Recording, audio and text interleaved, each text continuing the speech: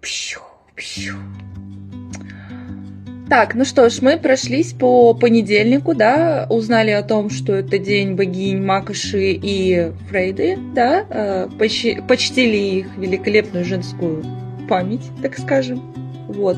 Узнали о том, что понедельник у нас очень хорош для развития интуиции, сновидений, женских обрядов, зачатия детей, укрепления семейных уз, направление энергии на процветание своего рода, да, теперь мы переходим на фазу Луны. Так как у нас понедельник это убывающая Луна, она у нас подходит для избавления от чего-либо, очищения, завершения дел, снятия различных программ и так далее. Да? То бишь, если у вас в отношении какие-то имеются проблемы, мы можем это сегодня почистить.